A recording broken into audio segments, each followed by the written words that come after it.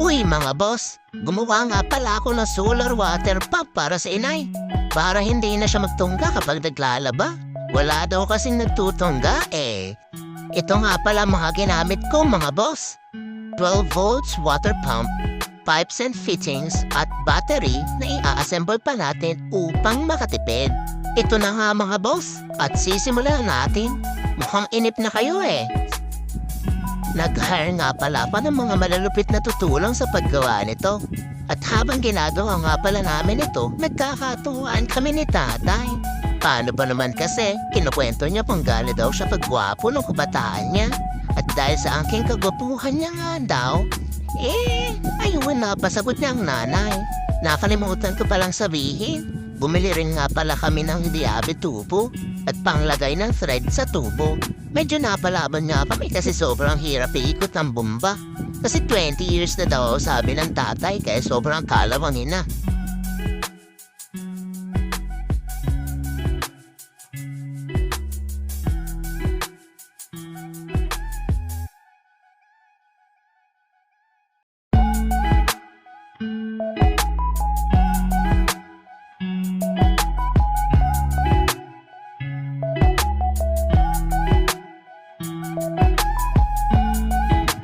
Ito na at ilalagay na natin ang water pump.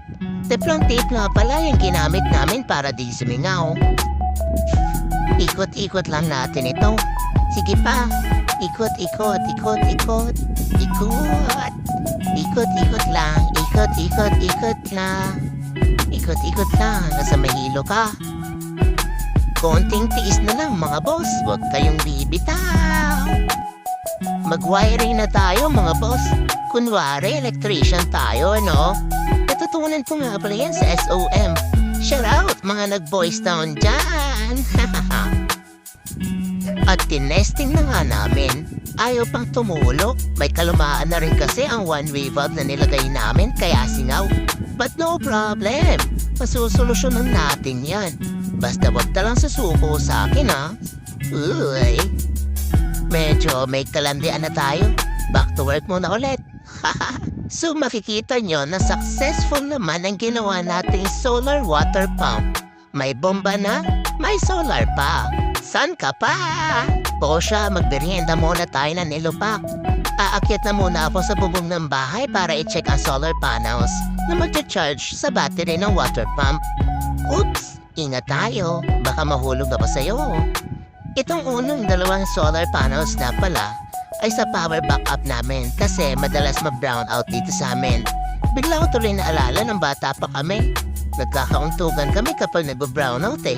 Kaya nung natapos ang bagyong Nona, nagsimula ako mag-aral tungkol sa solar power. At unti-unting bumili ng mga materyales. Hanggang mabili ko lahat, hirap din kasi ng pera. Kaya ilang taon din bago ko na-kompleto. Maganda ang araw ngayon, kaya maglaba tayo ng mga damit. Salamat sa mga nagstay sa buhay ko. Stay hanggang dulo ng video na to. Hanggang sa muli, paalam!